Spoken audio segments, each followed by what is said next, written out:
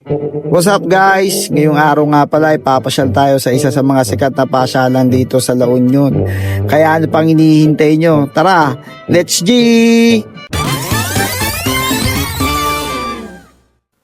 Wala yan, Noy! Ngayong araw nga pala guys, naisipan namin ng aking tropa na gumala dito sa La Union. Kasi nabalitaan namin guys na meron daw ditong isang sikat na templo na dinadayo. Kaya samahan nyo kami guys, pupuntahan natin ngayon yun.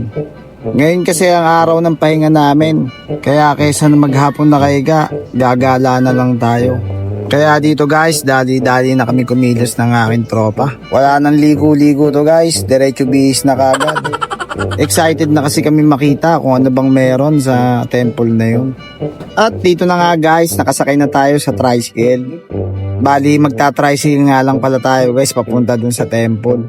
Ito na kasi ang afford namin guys. Kaya konting video pa, baka sakali makabili tayo ng auto. At ito na nga guys, after ng ilang minuto, nakarating na nga tayo sa Machu Temple. Dito nyo pala makikita guys kung ano bang meron sa loob ng temple. Tara guys, silipin natin. Wow! Napakaangas!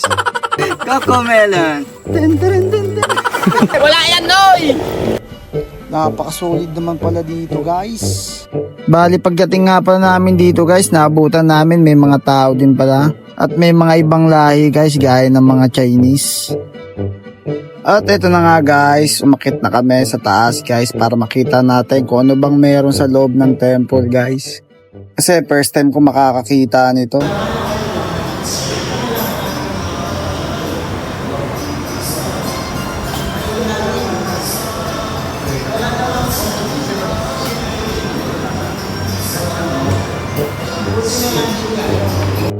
At dito nyo rin pala makikita guys kung ano ba ang hindi dapat suotin kapag papasok ka sa loob ng temple.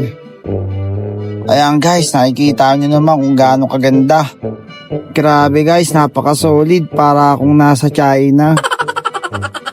At dito naman guys, makikita nyo ang imahe ng 18 disciples ng Buddha.